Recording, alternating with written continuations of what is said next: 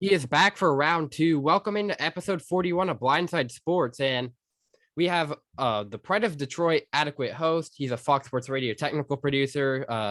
And he just puts together the Pride of the Detroit podcast. And, he's like, the host, he's like the producer. He does it all. It's our guy, Chris Perfett. I'm not going to play a name joke here, but at ChrisPerfett on Twitter. Chris, welcome back to the Blindside Sports, man. How you doing? Games with my name are fine. Like, I know I'm trying to start up like a production like perfett game or something, so yeah, I'm well, guilty of this anything. I didn't want to use the same joke twice. No, it's fine. It's totally fine. You should always get new material. That's how you stay afloat in this. No, it's good to be back. I know we did like one way early, and I've You're just my second interview. Was I? I was probably not a great second interview. You actually did. You did pretty good, man. Not gonna lie. Well, I mean, you talk, and some people just will have like 2-word answers. I'm like, oh, okay.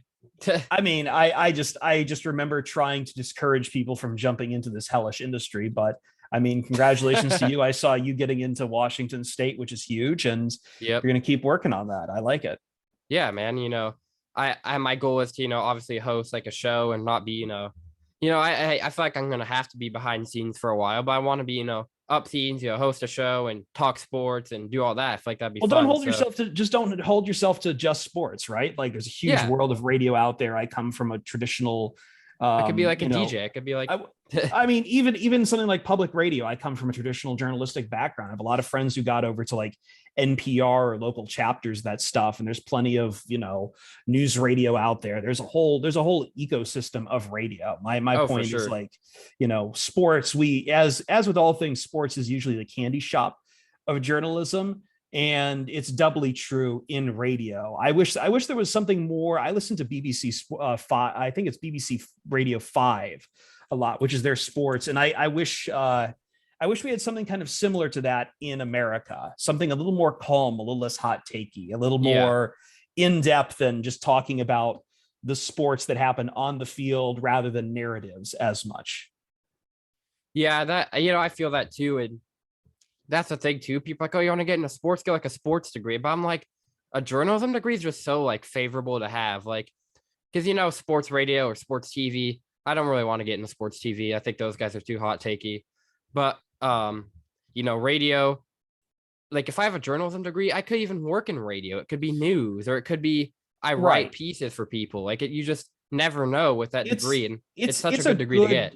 I know that it's kind of one of those degrees that people, because for background, in case we didn't cover it last time, I have a master's in journalism. I went back to school to USC, borrowed my way to my poor Ohio ass back through school to get my journalism degree. I'm not sure if that was the right choice. I'm a bit of a craftsman, so like maybe I should have just stayed home and worked on leather or something, but no, like it's good training to have, especially on the undergraduate level, because it trains you to be investigative and it trains you to be curious. Like that can be potable to a lot of different fields. I think when people kind of crap on degrees like English degrees or journalism degrees, they miss kind of the larger critical learning that you can do. You just have to be very open on where you apply that in any field. Like a journalism degree can equally apply towards if you're going towards something in law, insurance, or for you, media. Like plenty of guys who I've worked with in Fox Sports Radio have journalism backgrounds, be it Anthony Gargano, Chris Broussard,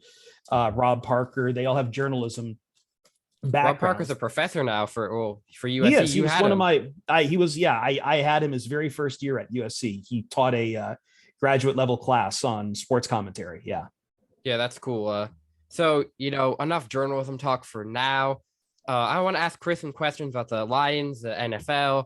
And then the first one we're going to start with here is, if you guys don't know who Chris is, you don't check out the POD podcast or listen to Fox Sports Radio. Chris is talked about, Japanese food. He likes the Japanese culture a lot. So I have to ask you, man, what's the your best or craziest Japanese dish you can whip up in the kitchen? Well, I should clarify too, is like, I'm not just some anime weeb too. I kind of study a lot of Japanese, like history, politics, culture, like it's sports. It's sports too. I'm actually a big fan of sumo. I would say that, it's funny, like some of the other people in my family, my sister is very big on French culture. So it's just the culture I gravitated to. I've tried to learn the language. As far as, and yeah, the food's a big part of it. I love the food. I love drinking sake. I love eating their food. The one that I can whip up the best though, oh man, that's kind of rough because I've tried my hand at making tempura a few times and it never really, like, I do it well sometimes, but that's kind of like a class of food, right? Tempura is like a method Yeah. of frying. I would say kind of the dish I end up going back to, and it's kind of it's an easy dish to make, but I do go back and make oyakodon a lot, which is basically a chicken and egg rice bowl. Very easy to make. It's you just get some chicken thighs. You're broiling it up in nice. I mean, boiling it up in nice like mix of like sake, soy, and dashi, which is a fish stock. Actually, the one thing I actually really like, I will put the oyakodon aside. Actually, it's one of my favorite kind of light dishes. The thing I whip up the best is two different tofu dishes. Now, I'm not Ooh. usually a big tofu guy, but my favorite snack of all time is called, it's sometimes called abarage, but most people know it as inari, which is like, you can get at these things at sushi places.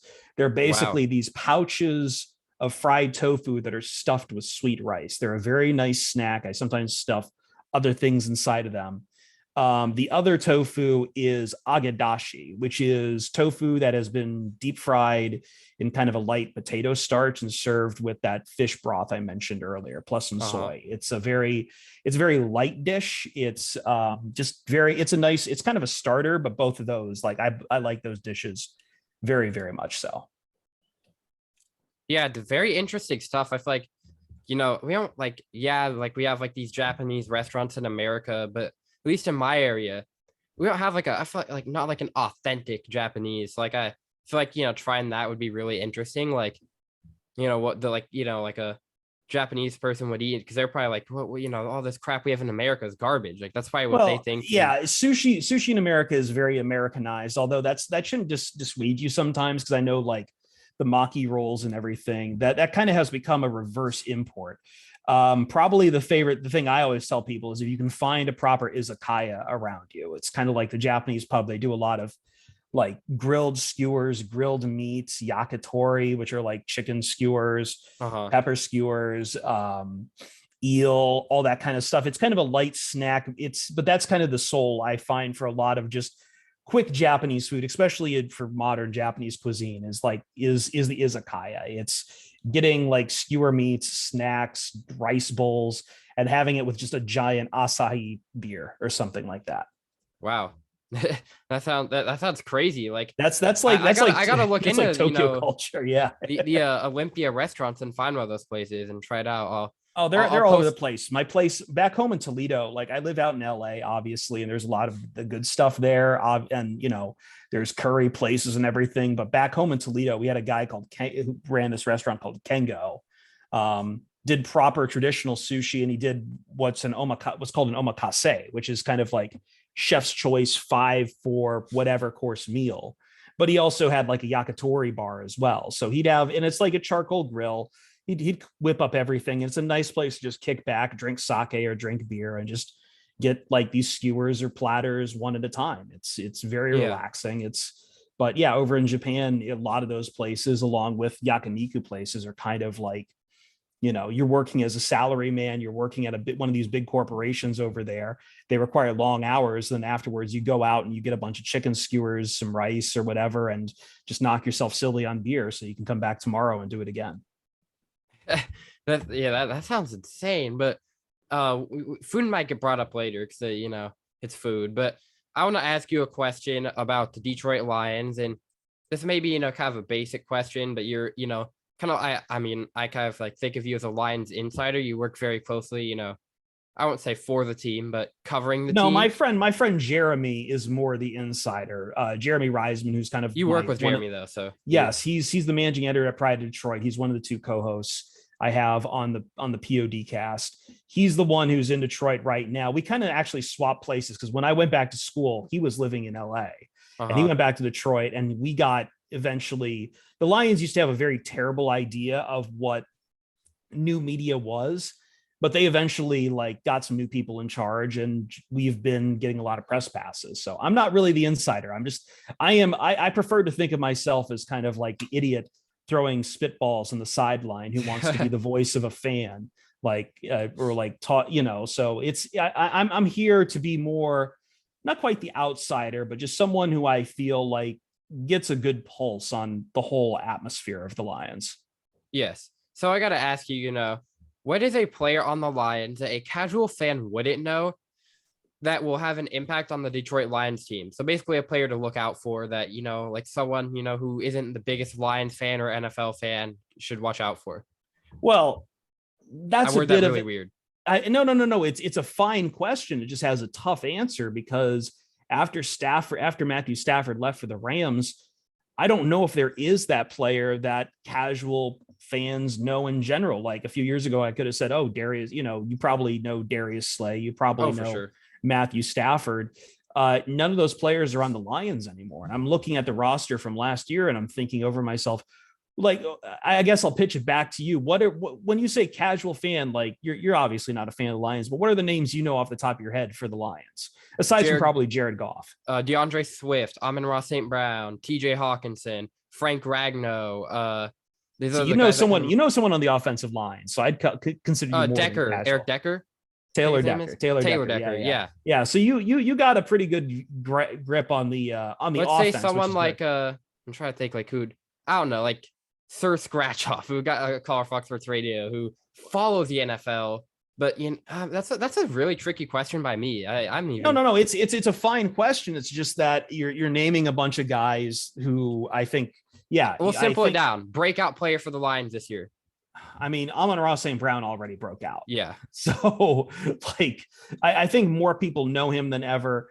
I mean, the Lions picked up DJ Shark. I think he's already kind of who we know who he is. Yeah, he's battled some injuries, but right. So I mean, we've talked a lot on the offense. I think on the defense, just names to look out for is probably, and again, I'm excluding the rookie class because I think that the Lions picked up some very big names in this draft. They did really good this year. Yeah, they picked up Jamison Williams and Aiden Hutchinson. Those are two very easy names right away. But, I looked at some of the backfield, I mean, the defensive coverage for the Lions, like Amani Oruwariye or Tracy Walker are two names I would probably point to that I don't think a lot of people know those names very well. But I've heard of Tracy Walker, yes. Yeah, he's one of the better safeties out there. Yep. So he's borderline. Obviously, it's hard to sell someone on the idea that a safety is a big star. Oruwariye is someone who's been kind of growing steadily. Cornerbacks in the NFL are kind of hard to chart out, but I think that Amani Oruwariye is one of those guys that a lot of people should keep an eye on. The Lions cornerback room is not very deep. They've had two UDFAs on there between Jerry Jacobs and AJ Parker, although I think one's a late draft pick. I don't remember. Either way, like it hasn't really been that deep in the cornerback room. Oruwariye stands out as their most productive player, I would say. All right.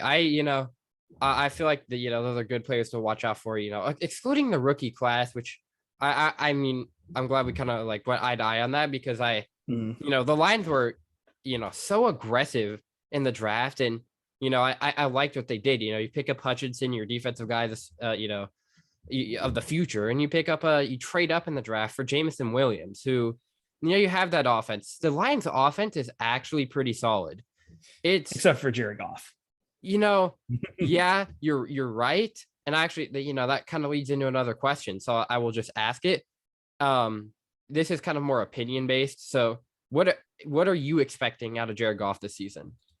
Well, I think the thing for Jared Goff is we just talked about how many pieces the Lions have picked up on offense, right? Like they invested in their offensive line last year, getting Penei Sewell.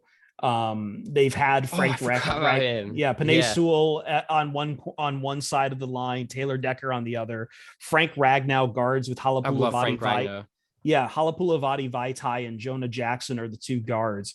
That's their starting offensive line. I'll take that offensive line against most other offensive lines out there in the NFL, like Sewell, Decker, and Ragnow are legitimately great. And like Jonah Jackson is growing into a phenomenal left guard. Yeah. And then you look at the weapons, TJ Hawkinson, who's kind of been up and down, but I think people still expect big things out of TJ Hawkinson in this year. They picked up DJ Shark. Amon-Ra St. Brown broke out kind of out of nowhere, although I could have told you that because I'm a USC guy. Look, and they draft Jameson Williams. Look, this wide receiver room went from one of the worst last year, at the start of last year, to pretty damn good. Because I think at that point, when they started the 2021 season, they had Khalif Raymond as like their top receiving threat because Quintez Cephas was hurt. They hadn't picked up Josh Reynolds yet. They had traded for Trinity Benson. This was a mess last year, and they really improved upon that. The running backs or whatever, we have to see what DeAndre Swift is and if he doesn't get hurt again. Look, I've said this a few times in the podcast, and I'll say it here. Jared Goff just doesn't have any excuses this year. Depending on how you look at Jared Goff, because Jared Goff, I used to say Stafford was kind of the everyone never knew what Stafford was. Everyone had very different opinions of what Stafford was because they cleaved to very different lines. It was, what can he do statistically? And then you had the people who just looked at wins and losses and blamed the quarterback for them. Or they would cherry pick a couple games where Stafford would throw an interception. And Stafford isn't one of the he's not the Tom Brady, Aaron Rodgers type of quarterback. What I mean by that is we kind of had the shift in quarterback about 10, 15 years ago, where suddenly gunslingers like Stafford were verboten. Like a gunslinger like Stafford could get you a ton of yards, but they were always good to throw a couple interceptions in there. But there was at some point when Tom Brady came along where we just treated interceptions like the devil, like cardinal sins. You should not throw an interception, period. But any good that Stafford does is kind of offset by his interceptions. And that's usually what the guys who look at the quarterback wins and losses also do. Jared Goff is kind of the antipathy of that, the antithesis of that, in that people who like Jared Goff will simply point and say he took the Rams to a Super Bowl, which is demonstrably false. Jared Goff did not take anyone anywhere. Jared Goff was part of a 53-man roster. He was the quarterback, yes, but that doesn't mean he was solely responsible for all those, for a very run-heavy Los Angeles Rams team at the time. And a very good defense.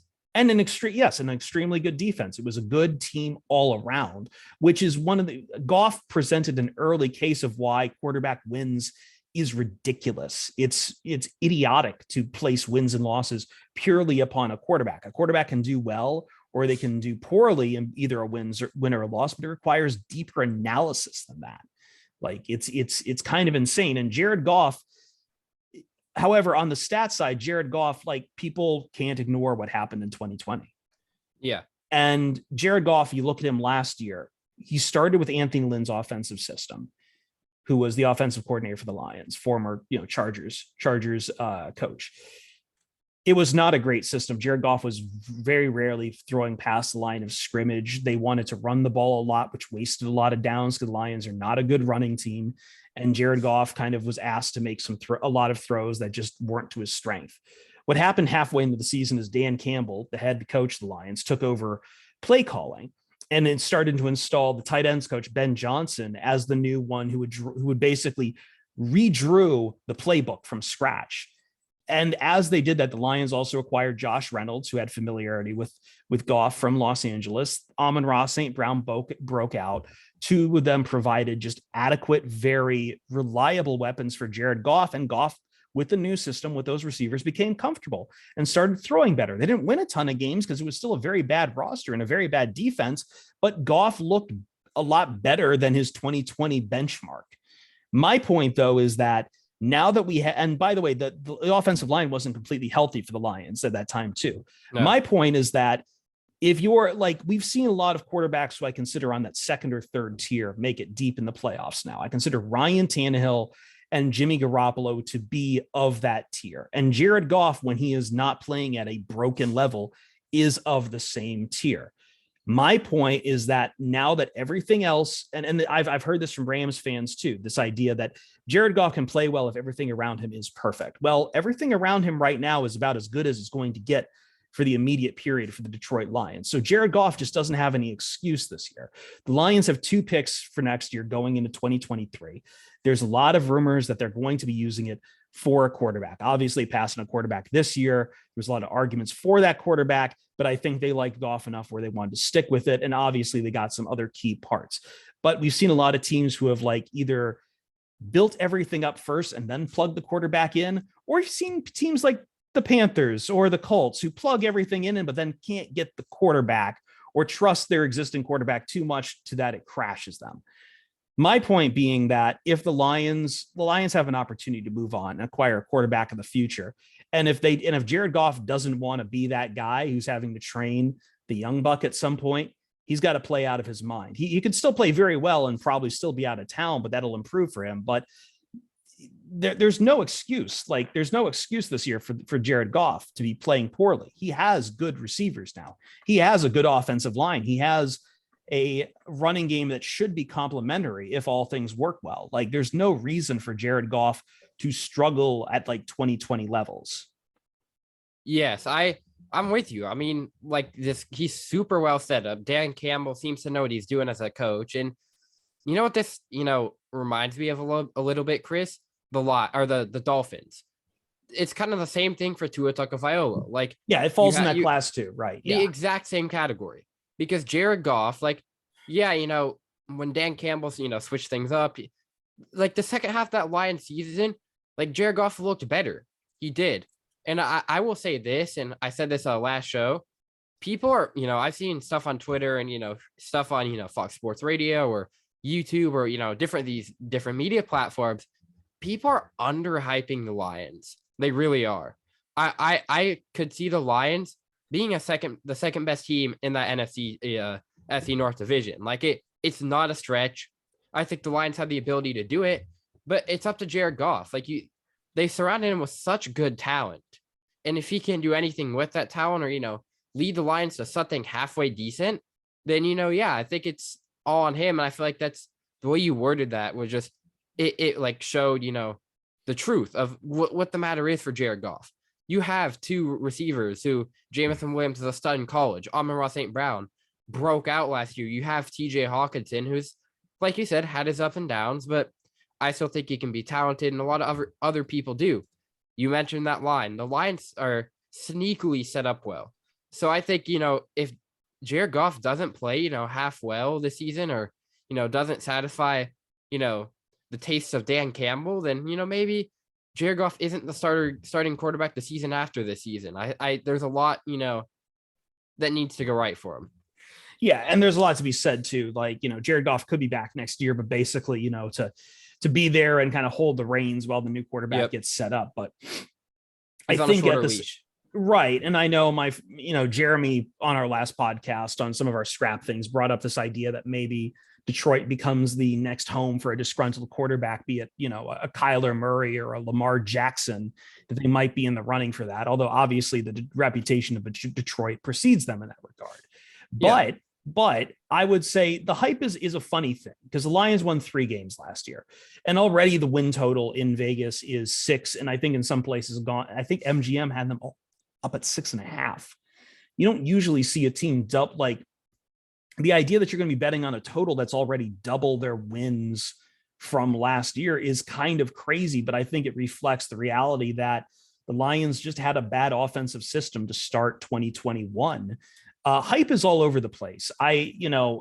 This is funny because I work in the Detroit landscape, which means that you start with a baseline of people who are conditioned to, we have a term in Detroit, SOL, same old Lions. It's for people who just insist that the Lions will be bad no matter what, that there's no reason to be following them. They will just let you down all the time. Dan Campbell, though, coming to town has kind of changed a lot of that. And even, I know you mentioned Fox Sports Radio, and I don't know what some of the opinions there have been again towards the Lions sometimes, but I know like we were just talking about Mina Kimes over at ESPN, like riding on the Lions bandwagon right now. And there's quite a few people who have gotten excited for the Lions because they see how well they've drafted. They like Dan Campbell and they like kind of what the Lions have done, both in drafting and in setting up a team. They could still lose a lot of games last year. They probably will. I still think, maybe they might be the second best team in the NFC North. That's not saying much. It's a very bad division, which I think is true of a lot of the NFC divisions, which, there's still 3 wild cards to go around, no matter how bad all of these divisions are. So we'll see where they get that. But I think that, you know, if they lose, it'll probably be because more of the defense than anything. There's still holes in the defensive line is solid but a little young, but the linebackers and secondary is kind of suspect still a little bit. Like the Lions can still lose on defense, but if Jared Goff is what some people say he is, then there's no reason for them to look poor in a lot of games with Jared Goff under center. Yeah, it's kind of a whole thing. And I also, this is a really random question, Chris, but I'm curious because you have, you have an interesting knowledge of the NFL and you look at things differently than most people in the media. And what do the Dolphins have made a lot of moves. I know I brought them up last episode or last show, but last question even. But like, what do you expect out of them this year? They've made a lot of moves. So what do you expect them to do? Like, I'll be honest, I don't follow along too much with the Dolphins. They're one of those teams that for whatever reason just doesn't interest me. I think the reason why you say I look at teams differently is that, unlike I think some other radio personalities out there, I just don't put a lot of emphasis on the quarterback. This is the ultimate, people say American football is the ultimate team sport, that it is a sport where, you have a 53-man roster, you have 3 phases of the game, and on any given phase, you have 11 men to a side. The quarterback thus is only really in there for a little less than half the time. But when it comes down to it, I look at the Dolphins and I see a team that's invested very well, but in most positions except for, well, the quarterback.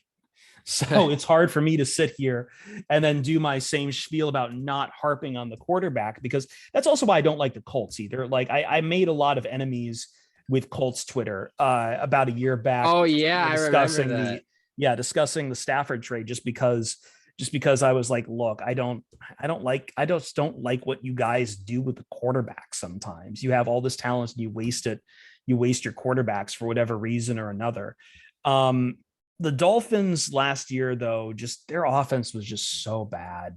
I know they've picked up Tyreek Hill. I don't know what their offensive line situation is, and I think a lot of people don't pay attention to offensive line. That's why I like guys like Jeff Schwartz, who can really like dig deep into offensive lines. And I've tried to like hell, I've tried to expand my knowledge of offensive lines. I don't think Miami's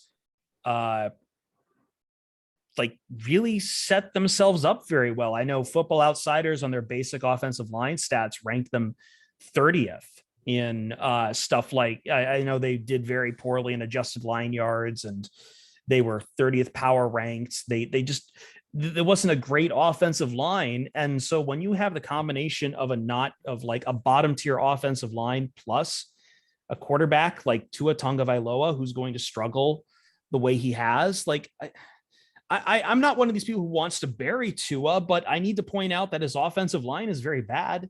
And that really impacts a lot of things, like Justin Fields. Justin Fields in Chicago is in the same situation. I don't think much of the Bears this year, because the Bears, they have Justin Fields might be a good quarterback, but every scouting report of Justin Fields coming out of college was, hey, this guy gets hit a lot on his blind side. Well, you know what? It really helps you get hit on your blind side, having a really bad offensive line. The Bears have a really bad offensive line. People I know it's not sexy. People don't want to talk about the offensive line, but it is so damn important. It's so damn important. Nobody likes to talk about it, but you see left tackles get paid so much money. Like, left tackles are treated very preciously, but for whatever reason, a lot of national radio shows, a lot of national media, when the bird's eye view doesn't allow you to really look at tackles or at guards. And if you try to bring him up, people act like you're just being boring, but no, I'm sorry, man. This is where it begins. If you don't have pass protection, if you don't have guys setting up the run very well, then it doesn't matter who you have as a quarterback. The Dolphins might have Aaron Rodgers, and if they have the worst offensive line in the league, then Aaron Rodgers is going to not look like Aaron Rodgers. There's this old tradition that you'd hear all the time about quarterbacks buying their when they get a new contract, they buy their offensive lines like, I don't know, Like Maseratis, TVs or some TVs or crazy. cars or something. You want to know why? Because that They're so offensive line, important. yes, and that's what got Russell Wilson, I remember, in trouble up in Seattle a bit, because he kind of on a radio show threw his offensive line under the bus. It was Like, on the Dan Patrick show. Yeah, yeah, like that kind of stuff just isn't frowned upon. These guys on the offensive line do a tremendous job in the yes, sport, and they are unsung heroes because because national sports talk media only focuses on the quarterback, but the yes, quarterback is the recipient of so much work holding him up that it just becomes boring sometimes when the question is just about, well, can this quarterback get it done? For me, at least, I don't like when I have to sit here and wonder about Carson Wentz or Tua or whatever, just because it's like, God, we're doing this again. We're doing yes, this again rather than talking about the actual makeup of a team. yeah. Because I feel like that, as a Seahawks fan, I definitely learned that lesson where offensive line, yeah, it is important. There's been times where Seahawks have not had, the best of offensive lines. And when Russell called it out, as an, inside or, like kind of outsider fan, it's like, okay, yeah, he's right.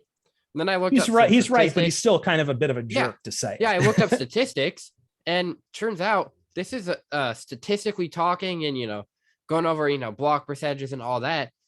The year he called out his offensive line was one of the best offensive lines he's had in a very long time. And it wasn't as good last year, I don't think. And we don't have to worry about that anymore. And also, I think it's funny when the Seahawks, they traded Russell Wilson to the Broncos, and I think them drafting the tackle Charles Cross with their 9th overall pick from the Russell Wilson trade was just like, "F you, man." Like I think that's what it. I think they're just like, haha, buddy. Look, like we got if it's Drew Lock or whoever a quarterback is for a while, we got his tackle ready to go. Because I think they were rubbed the wrong way by what Russell did, and they're not gonna, say it, but I think there's a little bit of truth to that. Yeah, and it's a hard thing. I think a lot of people we treat football, I think sometimes like I feel like some people treat football like they're talking about basketball, and they need to understand how specialized the sport is. It lends itself, because we've been spoiled by like being able to talk about Aaron Rodgers and Tom Brady for a very long time. I think it's spoiled people from understanding just how complex football is, Yep. how much this comes down to. And it's why I just absolutely hate, like a lot of other people, I hate QB wins. I hate QB wins. I hate saying that this guy won the game for them without any kind of backing up evidence, that you're just like this idea. And it never goes the same way too, right? Like I remember Jimmy Garoppolo in these playoffs, everyone was like, oh, Jimmy Garoppolo, like even though he cost them the game at the end of that game for the San Francisco 49ers, people were out here defending he Jimmy got so lucky to make it to the championship. I'm sorry to cut you off. But everyone was saying like, well, he just has something that doesn't show up in the stat book. He just helps his team win. I'm like, I really wish you'd be able to point to it rather than just invoking fairies and pixie dust to me. Yeah. Like why is it like that? And it's like, and winner guy stuff. But then when it comes to Matthew Stafford, who won the Super Bowl, like suddenly you have to invoke games that are 10 years old, when he was like with a bad hand, busted up back, and no offensive and kind of weak offensive line help, and a bad defense. And you're just going to lay it all on his feet. Like, I don't think that's fair. I don't think that's right. And I don't think it's right by fans either. We need to be smarter when we talk about, American football. And I know, I'm sorry that it doesn't, like, I find sometimes, especially in sports talk media, everyone's entrenched about, well, this is the way it's always been. It's always been about Tom Brady. It's like, well, you better figure something out, because the end of the days of Tom Brady is coming up very quickly. You have to be flexible. You have to find new stories. You have to find new angles. And the best way to do that is to have a curiosity about the sport that doesn't end at quarterback. Yeah, I have to agree, man. I mean, because obviously a quarterback is a big part of a team. We can all, if you have a really crappy guy and makes bad decisions, then okay, yeah, they're not going to be, at their best. But like the offensive line, for example, they have to have quarterbacks have to have that good offensive line to be set up, if Matthew Stafford didn't have that defense, it's nothing against Stafford. I like Stafford, but without, defense wins championships, like, and, we kind of saw it with Joe Burrow. There's Ryan Tannehill gagged away that game against the Bengals. They're throwing 3 picks, but Joe Burrow was lucky to get to where he was. I mean, that offensive line did him no favors. He got favors. sacked 10 times against the Titans, and Ryan Tannehill handed that game to the Bengals by throwing 3 interceptions. So I feel like, there's a whole thing that builds up a team. It's not, people do, I'm guilty of it. I'll admit it here. You make the quarterback look like, the number one guy, but football is a team sport. That's why every, component of the team is so important to a team. Like every player, well-rounded. It doesn't have to be like superstars, but good, solid players with a couple stars is really good also. Yeah, and I mean, this is all about naming off names. But again, I feel like part of our DNA has kind of been ruined by both baseball and basketball in that regard. There's the old, I don't know if I hate doing the thing that I hear other radio guys where I invoke a movie, but I'm going to invoke one real quick. There's a movie called The Untouchables. Robert De Niro plays Al Capone in that, and there's a very famous monologue at the start where he's talking about, what's my enthusiasms? What gets me up? Baseball. And he talks about how baseball is both an individual sport and then being part of a team. And he says all this right before beating a guy to death with a baseball bat, which is a fantastic scene, but it's a great speech. But I feel like sometimes we cleave too hard to the individual side of team sports. And trust me, I love individual sports. I love Olympics. I love boxing, but like I also follow along with, say, soccer. And if you were a sort of person who just looked at someone like, say, I don't know, Cristiano Ronaldo, then you would have thought him getting picked up by Manchester United was a slam dunk move, because Cristiano Ronaldo is one of the best players in the world. It's up between him and Lionel Messi from Argentina, who now plays with Paris Saint-Germain. But when I got a lot of questions when the Ronaldo deal went down, because everyone thought, oh, this is Manchester United back on the way up. And then you talk to a lot of Manchester United fans who are like, yeah, but we don't have a midfielder. We don't have a midfielder, because they understood that even though there is a lot of star power in a game like soccer and a single player can dominate a game sometimes, it's all about the team. It's all about your makeup. And I think like the NBA is a great for guys to run these narratives out there, because at any given time, there's only 5 men to a side on a court. It makes it easier for an individual performance to stand out. That's why Jordan and LeBron both got so much power in our narrative imagination for sports, but that's not the case in other sports. Again, the NFL has 53 men on a roster. They have basically 22 starters plus special teamers. In soccer, as I said, there's a starting, a starting 11, I believe. I don't remember off the top. I should know this off the top of my head. As I said, I like a lot of starters, but I'm kind of flaking here.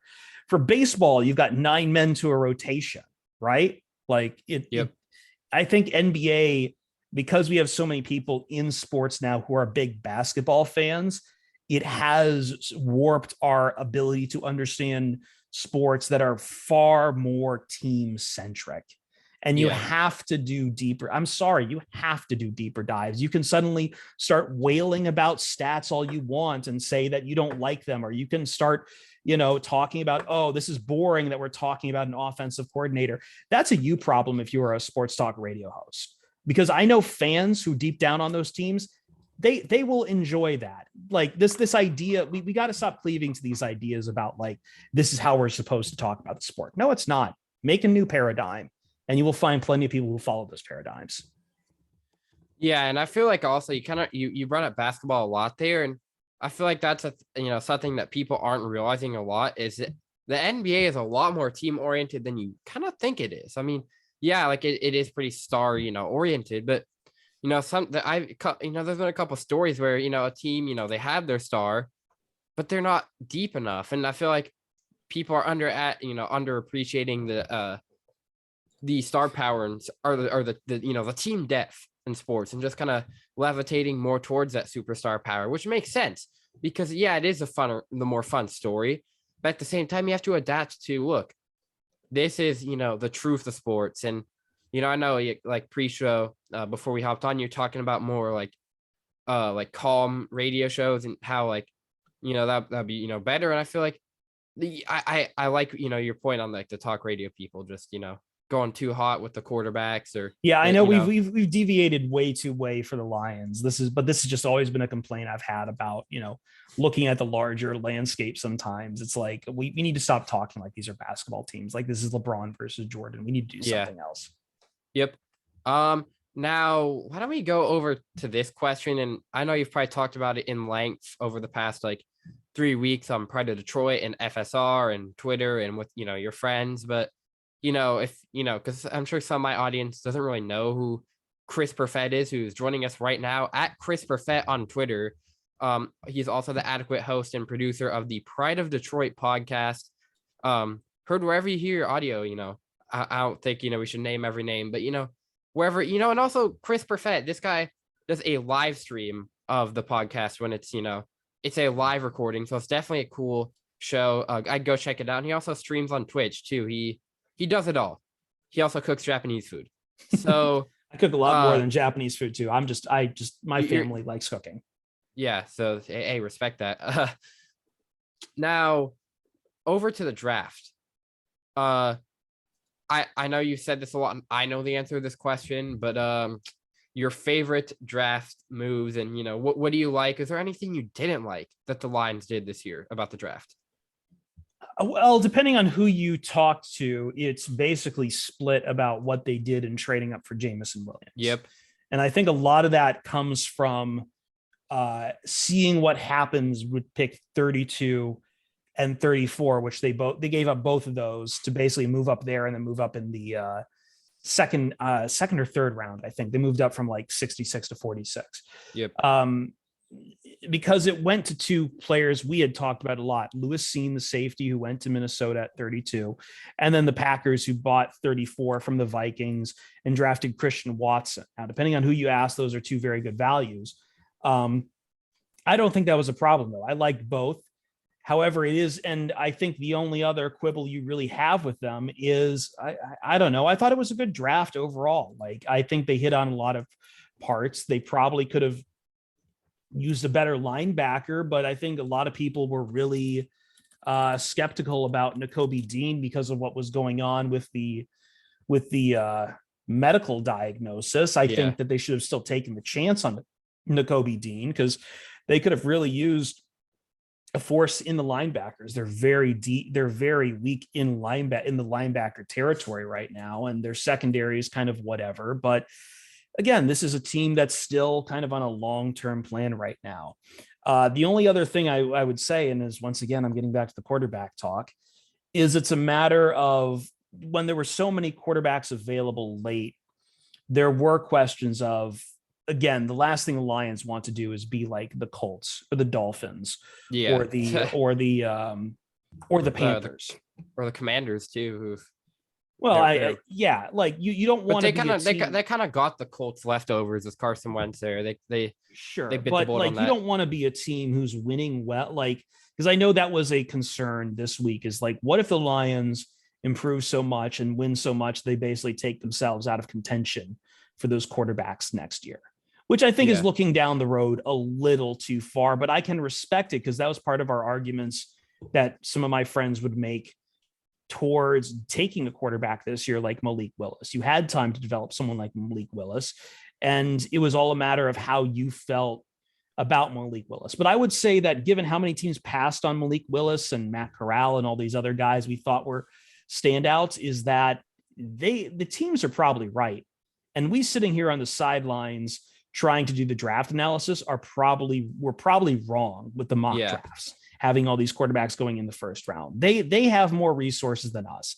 That is something I think a lot of people have to kind of like get in their head to, is like, these teams, this is their job. This is their job, not just as a job and a journalism degree, but like a job as in doing the in-depth analysis and scouting as a job. Like this is something they cleave a lot closer to. So overall, I would say that there wasn't too many things they did really wrong. Like, it was kind of hard to find a like even down the line, like I love the pickup of James Houston out of Jackson State, who I know they're going to be playing him as kind of like a off-ball linebacker, but he played edge at Jackson State where he really made his bucks. But they kind of move him back to linebacker, which is where he played at Florida before he transferred to Jackson State. But there's not a lot of guys on here who I'm just going to really quibble with. Like Josh Pascal is maybe a little slow for pass rush, but he'll do fine in like run defense, and Lions will probably rotate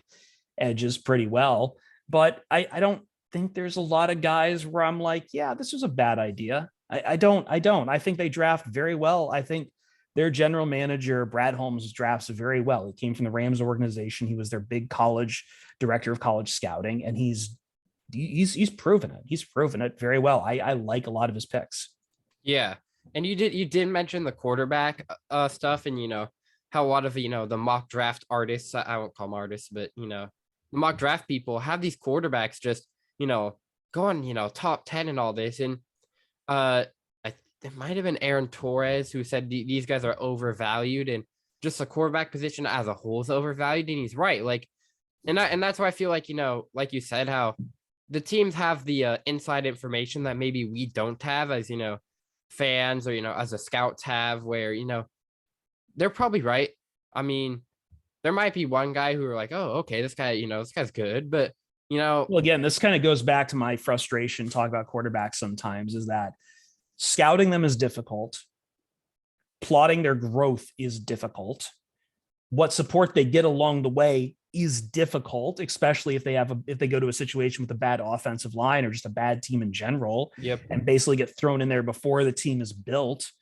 It's tough to evaluate them properly. It's tough to evaluate their value properly. Like it's tough. And I feel like I hate passing judgments on quarterback classes, because who knows, Malik Willis could be phenomenal. And Matt Corral could be great, or Kenny Pickett is going to a great situation in the Steelers. And I don't know if that's going to work out for him or not. And like, I have to be a little bit helpless with what I don't know. And what I mean by that is, like, I don't want to stake my reputation upon making a stab at an unknown. For all we know too, this next quarterback class with Bryce Young and CJ Stroud and all these guys, those guys could all flame out too. Like but again, this is why I don't like diminishing the sport I love the most. Soccer is my number 2, baseball is my number 3, but American football, professional American football and college American football is absolutely with a pin my number 1. I hate reducing it to just about quarterbacks. Yeah. Emmett Douglas, Blindside Sports, Chris Perfett with us. Now, if you guys, want to check out a new podcast, I'm going to ask Chris to convince you, all right? If you want to check out Pride of Detroit, what is that moment that, or your best trait about Pride of Detroit that attracts, new listeners? Well, I think if you know anything, I don't know how much you know about the Detroit radio market. It had a very long reputation of being way too cynical, way too negative. I'm not saying that being negative is bad, but I think that there's a way to be negative and also just be incredibly lazy sometimes. And I think what drove people to us is that we were trying to have more fun with the Lions than a lot of the people were. This is going to be our 7th year running the POD cast. I started it back in 2015. So we have been going a long time now with it. And a lot of it is because we have kind of a very laid back attitude about it. We're not trying to sling a take about how, this team is going to live or die by Jared Goff, or we're not trying to diminish or minimize the team. We talk about the team, I feel, in a very smart, intelligent way, but we also make it entertaining as well. Part of that is that we don't take ourselves too seriously sometimes. Part of that is that we do a lot of things. You mentioned our Twitch channel at twitch.tv/Pride of Detroit, where we spend a lot of time in between segments just talking about other things. People, a lot of our reviews say this is like kind of watching a Lions game with your buddies at a bar. Like, sometimes we'll be off topic a little bit, but I always make sure that when the reporter starts rolling again, that we're on topic, that we approach the Lions from a new direction, from a direction that is balanced and fair, to the team that isn't going to rely on a cheap shot, but also isn't going to rely on what we like to call Kool-Aid. We're not just doing blind optimism here. I'm sure to someone who is conditioned to always be negative, they will see what we do as being too optimistic, but we do have to kind of like give both sides to the Lions as best we can, because otherwise then what the hell are we doing? We're just doing what everyone else does. Like I've always heard, this idea, it's like, hey, the better stories in the losing locker room or whatever, this idea that, you just pounce on the bad team and you take pot shots with it. But like when the entire Detroit market was doing that, what was the point of us doing the same thing and not standing out?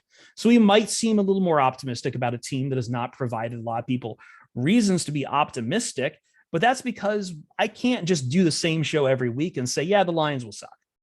We can't do that. We have to talk about the Lions every week, for every year. We talk about the Lions 50. How many weeks are in a year? 52 weeks? Yeah, I think 52 weeks. Whatever. I think it's 48. Right? Whatever. We'll do 52. We'll do 52 weeks. Actually, even if because some of 5 weeks. Yeah, and we're now putting like out podcasts 2, 3, 4 times a week sometimes. So like we have to talk about the Lions a lot. We don't get to talk about other Detroit sports teams when the recorder's running. So this is our bread and butter, man. We're sometimes in very close. I try to bring some national perspectives that kind of like doesn't have us just looking at the tree, but looking at the whole forest.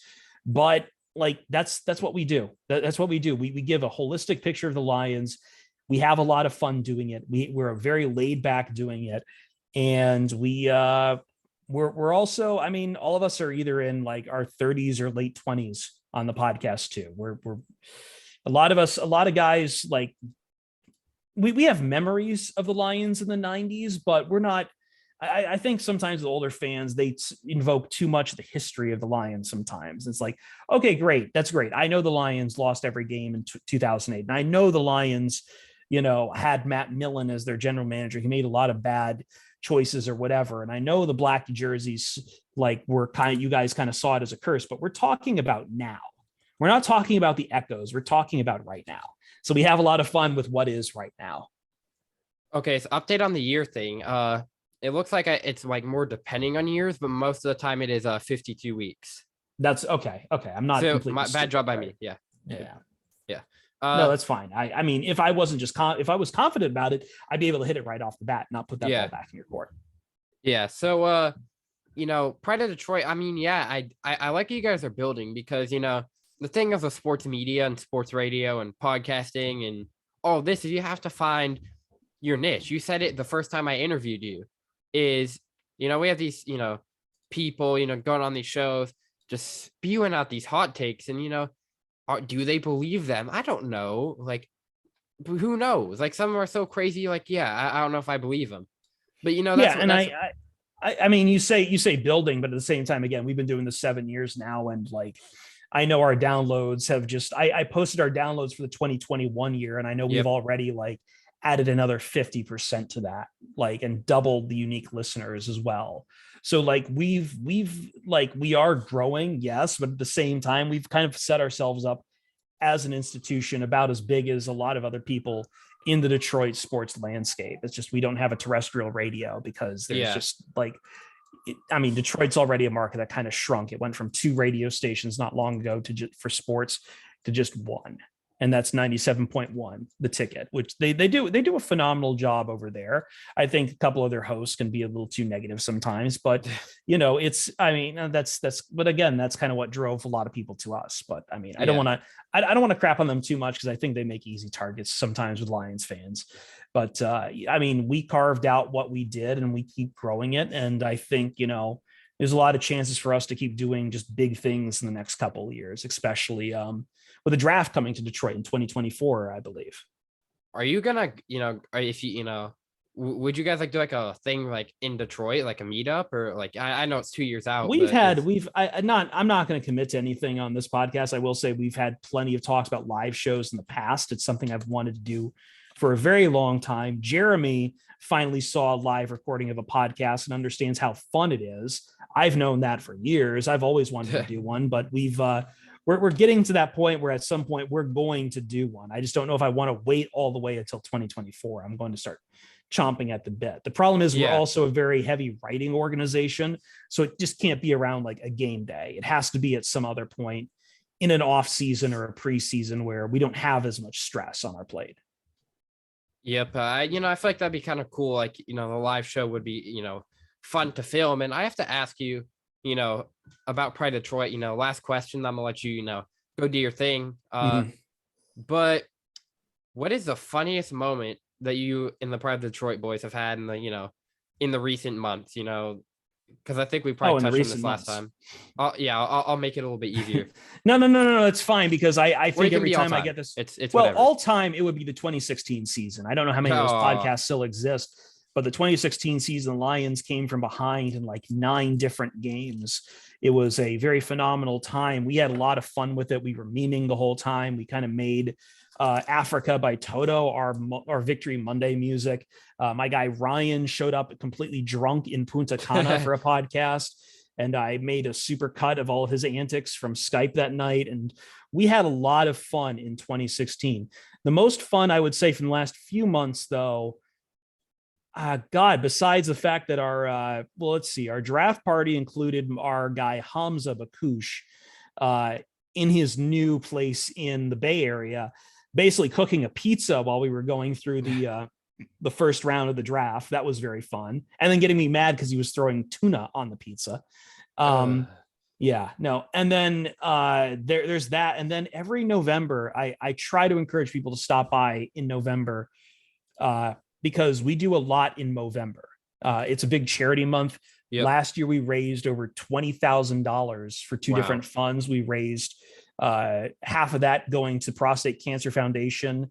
My guy Ryan, he has kind of a history. He doesn't have prostate cancer, but prostate cancer has a history in his family. Yep. And then the second charity we donated to was RAIN, Rape, Abuse, and Incest National Network. I've written about it before. I am a sexual assault survivor myself. So it was very deep, very meaningful. And we had a ton of people show up for that. We had a ton of people show up. We had guests from all over the spectrum, including Dan Miller, the radio voice of the Lions, showed up. We had a lot of friends. We had several sitting Lions players show up. We painted Jeremy's mustache blue. I drank a almost toxic mix of 7 different liquors that nearly just murdered me, including like with horseradish and hot sauce and Malort in it. But like, people would donate money. We'd basically give them rewards. That was a big, and then I would say the other one is, and if you go back about a year, you'd have to go back about a year, but one of our favorite interviews we ever did, and I'm sorry, I'm giving 3 different answers to your question. It's with more the better, right? Yeah, it's with running back Jamal Williams, who was former Packer, big anime fan, huge anime fan. Him and I hit it off very well on the podcast, but he is a very you can't. That's one name. I know the Lions are on Hard Knocks. I really hope they put the camera on Jamal Williams a lot. It's hard to watch Jamal Williams and not smile with what he does. He's infectious, man. He came back for a second podcast just because he really wanted to ask us what our Harry Potter houses would be. Like he's a dork. He's a nerd. I love him. He trains very hard. He practices very hard. He has this term positive competition with when he like competes on the field. Like he's a phenomenal human being. I loved talking with him. So those are our 3 moments, I would say, is us baking a pizza while doing the draft, Movember, our Movember charity drive, and everyone who stops by for that, and Jamal Williams, our interviews with him. And who knows, coming into this next year, we don't know who we're going to have on the podcast. We've been getting bigger and bigger names. Yep. So, that's growth right there. I feel like I've, gotten, a couple guys, outside of Fox and stuff like that. I really like, what you guys do with the charity, and then also just have fun with, such a, I wouldn't say curse, but, just Lions have not the best of luck, and you guys are able to have fun with it. And a lot we can say cursed. We could say cursed. I mean, the curse doesn't keep carrying on, but I would say they've been woebegone right now. Yeah. Like, and a lot of other people, and you touched on this, are just so negative to where it's just hard to listen to. And you guys, doing the charity, and then, your guy baking a pizza on the draft stream, and, you guys, wearing the masks for donation, or that might be in your Twitch stream, but just all this stuff, to make the podcast entertaining and to make people stick around is what I respect about your guys' show, man. This has been Blindside Sports with Chris Perfett. If you want to, check out the Pride of Detroit podcast, go search, Pride of Detroit wherever you get your podcasts, or on Twitch and YouTube where they do the live stream. If you want to see the boys do their thing live and see, Chris drink a bunch of liquor in November, go, watch the Twitch streams. It's a good time. They also go live, once a week, for sure after each Lions game during the NFL season. And also you probably hear Chris play a bunch of different music on Fox Sports Radio and during the weekend overnights. He doesn't play the normal stuff that people play, all over the place on that network. So, Chris, it was fun talking to you. Another, for round 2, I'm sure you'll get brought back on again, during the season or before the season with, more Lions talk. But hey, man, I appreciate having you on today. Thanks for coming on. Always a good time, Emmett. Thank you. No problem, man.